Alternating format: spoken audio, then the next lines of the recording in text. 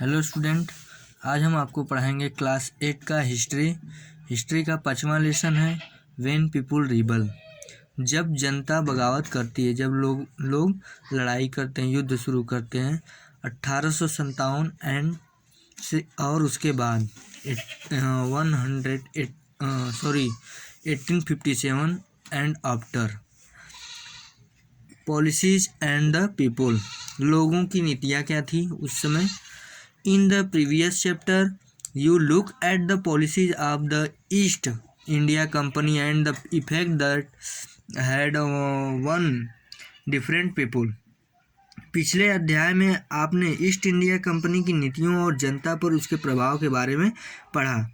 इन नीतियों में राजाओं, रानियों, किसानों, जमींदारों, आदिवासियों, सिपाहियों सब पर तरह तरह से असर पड़े। आप यह भी देख चुके हैं जो नीतियां और कार्रवाइयां जनता के हित में नहीं होती, जो उनके भावनाओं को ठेस पहुंचाती है, उनका लोग किस तरह विरोध करते हैं।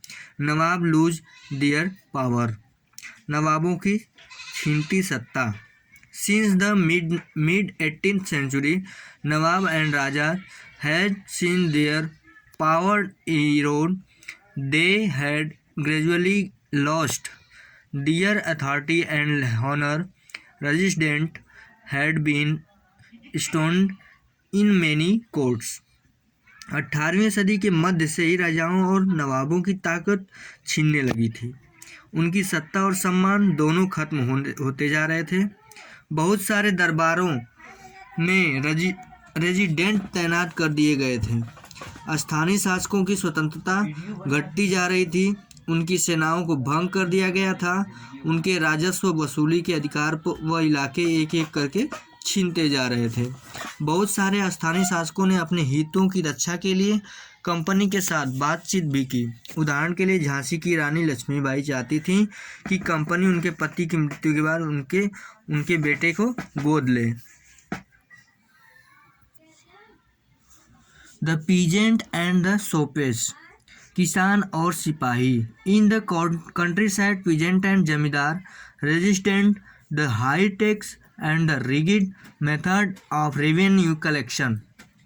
गांव में किसान और जमींदार भारी भरकम लगान और कर वसूली के सख्त तौर तरीकों से परेशान थे।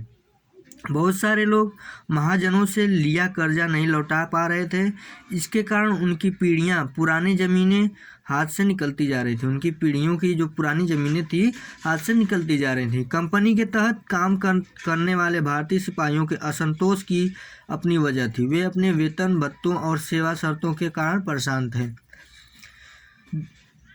कई नए नियम उनकी धार्मिक भावनाओं और आस्थाओं को ठेस पहुंचाती थी।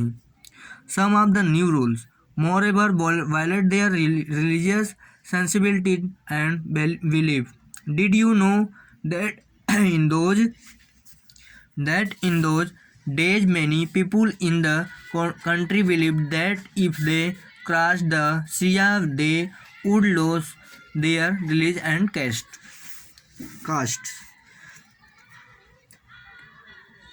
उन्हें लगता था कि समुद्र यात्रा में उनका धर्म और जाति भ्रष्ट हो जाएंगे।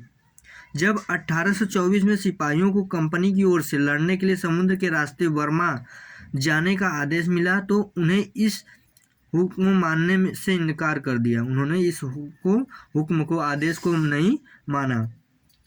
उन्हें जमीन के रास्ते से जाने से ऐतराज नहीं था। सरकार का आदेश न मानने के कारण उन्हें सख्त सजा दी गई, क्योंकि यह मुद्दा खत्म नहीं हुआ था, अभी खत्म नहीं हुआ था। इसलिए 1856 में कंपनी को नए कानून बनाना पड़ा।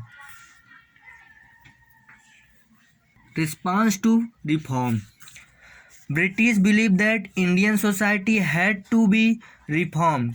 Laws were passed to stop the practice of sati and encourage the remarriage of widows. English language education was actively promoted after 1830. The company allowed the Christian majority to function freely in the domains and even own land and property.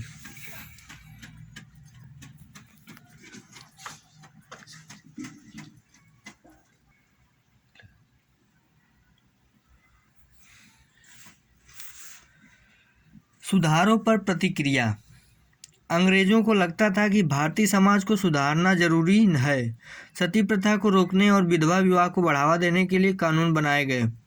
अंग्रेजी भाषा की शिक्षा को जमकर प्रोत्साहन दिया गया। 1830 के बाद कंपनी ने ईसाई मशीनरी को खुलकर काम करने और यहाँ तक कि जमीन पर संपत्ति जुटाने की भी छूट दे दी। 1850 में एक नया कानून बनाया गया जिससे ईसाई धर्म को अपनाना